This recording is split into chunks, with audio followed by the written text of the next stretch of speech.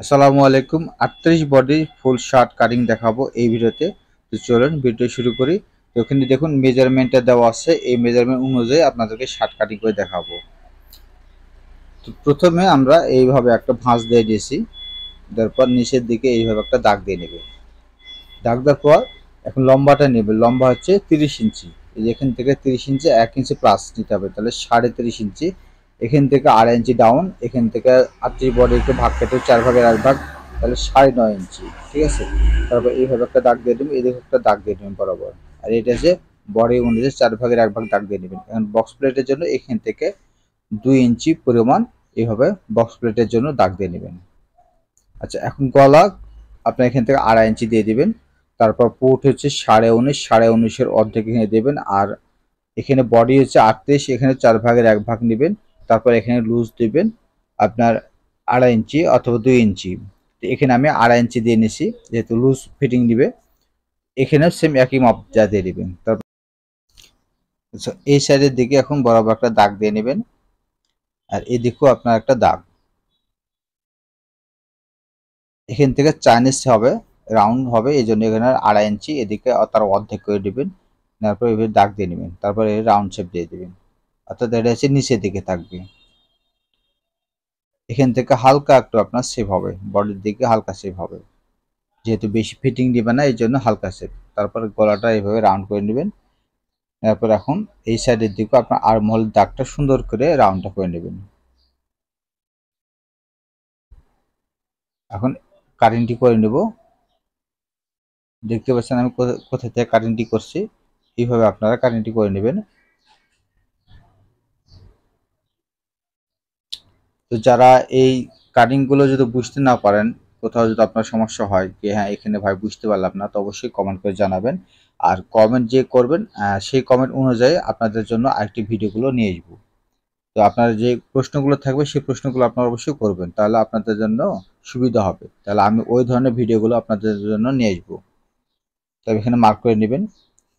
এটা হচ্ছে চাইনিজ সেলাই নিচের দিকে। আচ্ছা, এটাতে সামনের পার্ট গেল, এখন আপনার পিছন পার্ট কাটিং করবেন। এটাকে আপনার উল্টে নিব।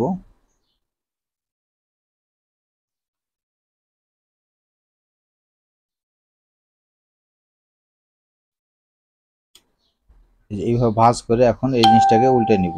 ঠিক আছে, তো উল্টে নেওয়ার পর দেখুন এখান থেকে যে আমি 11.5 ইঞ্চি মাপটা দিয়েছি, এখানে আপনার 11.5 ইঞ্চি দাগটা দিয়ে নেবেন। এইভাবে দাগটা দিয়ে দেবো।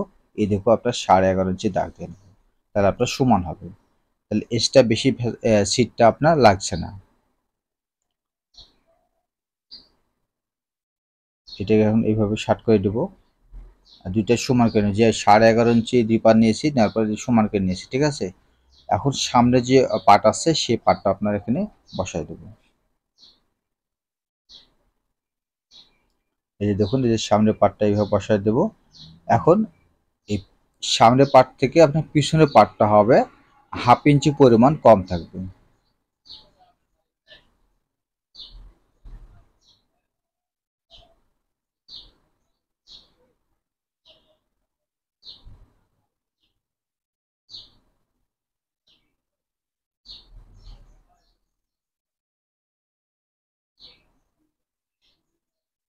এখন এই সাইডের দিকে আপনার এইভাবে একটা দাগ দিয়ে দেবেন।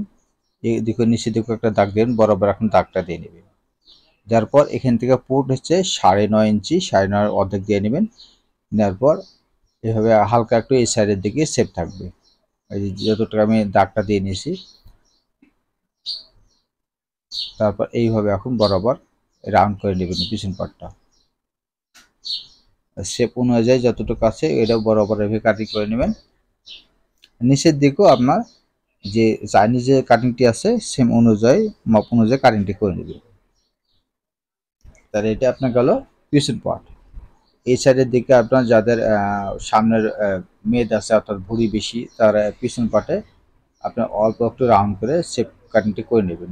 1/2 ইঞ্চি পরিমাণ কাটিং করলে আপনার পিছনের অংশটা ঝুলে যাবে না।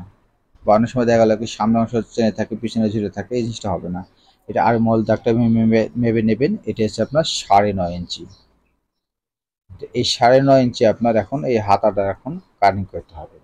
তো 9.5টা কীভাবে কতটুকু পর্যন্ত নেবেন এটা আপনাদেরকে দেখাচ্ছি। এই যে হাতাটা ভাঁজ দিয়ে নেবেন, তারপর এখানে একটা দাগ দিয়ে নেবেন, ঠিক আছে। দাগ দেওয়ার পর হাফ ইঞ্চি পরিমাণ বাড়তে রাখবেন। তার এখান থেকে হাতার লম্বা দেখুন এখানে লেখা আছে হাতার লম্বা 25.5 ইঞ্চি। এখান থেকে 9.5 অর্ধেক নেবেন, এখান থেকে ডাউন দিবেন 3 ইঞ্চি। তারপর এখানে যে 9.5 ইঞ্চি আরমোলের দাগটা মেপেছি, সেম এখানে আপনার 9.5 ইঞ্চির দাগ দিবেন। এই দেখুন 9.5 ইঞ্চির দাগ দিয়ে নিয়েছি। এখানে যে নিচের যে মেজারমেন্টটা আছে, এই মেজারমেন্ট অনুযায়ী আপনারা কাটিং করবেন, ইনশাল্লাহ আপনাদের কোথাও অল্টার আসবে না। এখান থেকে 9.5 ইঞ্চি, এখানে আপনার হাতা মাসুল আছে 16 ইঞ্চি, 16 থেকে 8 ইঞ্চি, এখানে আপনার 14 থেকে 7 ইঞ্চি দিবেন মাসুল, অর্থাৎ আপনার কবজি মাসুল হচ্ছে 16, কবজি হচ্ছে 14 ইঞ্চি, এইভাবে রাউন্ড দিয়ে দিবেন। এখানে আপনার তালপাটটা কাটিং করব, এই জন্য পরে এটা কাটিং করছি। এখান থেকে হাতার মোহরের দিকে কাটিং করব, তারপর এই সাইডের দিকে বরাবরটা কাটিংটি করে দেবো। এটা আপনার পরে কম বেশি, আপনারা যদি কম বেশি হয়ে থাকে তাহলে সাইজ করে নেবেন, যেহেতু এটা একটা একটু হালকা একটু রাউন্ড শেপ করা লাগবে হাতার দিকে, এই জন্য আমি এটা পরে করে নিব। এখানে দেখতে পাচ্ছেন কম বেশি আছে, এই জন্য একটু হালকা করে কাটিং করে নিচ্ছি, ঠিক আছে।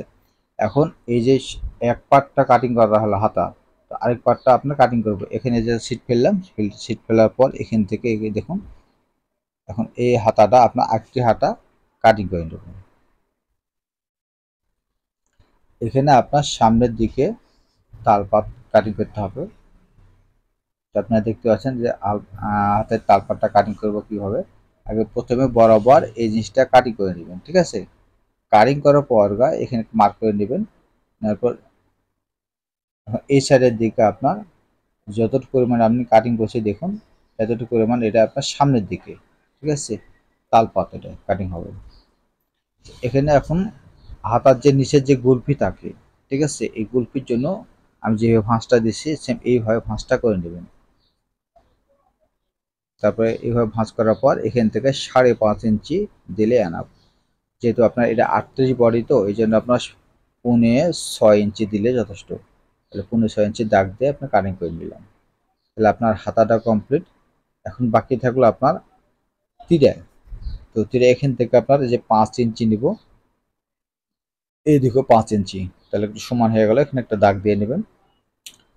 এখন এই সাইডের দিকে আপনার 9.5 ইঞ্চি পুট ছিল, সেক্ষেত্রে 9.5 ইঞ্চি দাগ দিয়ে নেব। আর এখান থেকে আপনার 1.5 ইঞ্চি, আর এইদিকে 2.5 ইঞ্চি, তারপর এখানে রাউন্ড করে নেবেন। এইদিকে আপনার 4.25 ইঞ্চি।